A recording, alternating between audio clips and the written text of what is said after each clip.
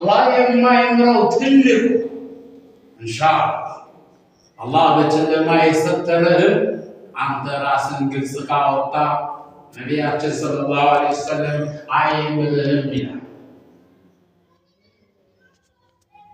አንዴ በነቢዩ ሙሳ ዘመን ዐለይሂ ሰላም አንድ ሴት መጣች ለነቢዩ ሙሳ፣ ያ ሙሳ እኔ ጀነት ነኝ ወይስ ጀሃነም ነኝ?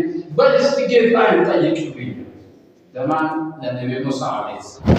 ነቢዩ ሙሳ አላህን ጠየቁ። እንግዲህ እኮ እኔ ጀነት ነኝ ብለሃለች። አዎ አንቺ የጀነት ነሽ ይለዋል አላህ ሱብሓነሁ። አዎ አላህ እኮ የጀነት ነው ብለሻል። አይ ጌታ እኮ አላወቀኝም፣ እኔ እኮ የገሌ ነኝ ብለህ ስምህን ንገረው አሉት። ነቢዩ ሙሳ ዐለይሂ ሰላም ያ አላህ አላወቀኝም እንዴ? እኔ እኮ የገሊት ነኝ ብለሃለች።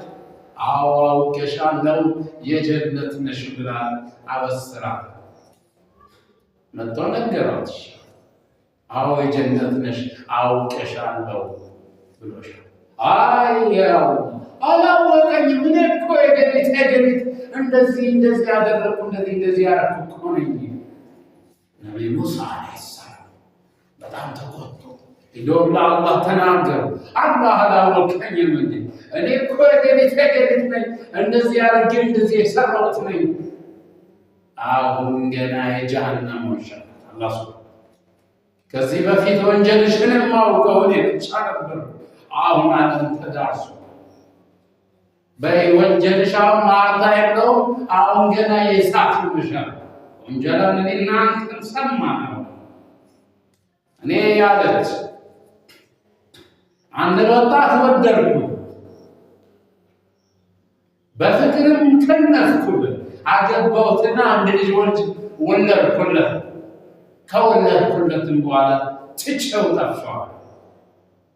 ብዙ ዓመታት ቆይቼ ተመልሼ መጥቼ ልጄ መሆኑን እያወቅሁ አግብቼው አብሬ እየኖርኩ ነው። እኔ እኮ እሷ ነኝ።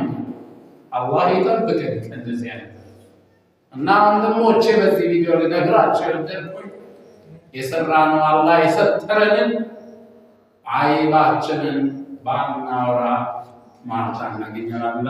ሰላም አለይኩም ወራህመቱላሂ ወበረካቱ። ይህን ቤት ፎሎ ሰብስክራይብ ማድረግ እንዳይረሳችሁ ኢንሻአላህ። ገና ፎሎ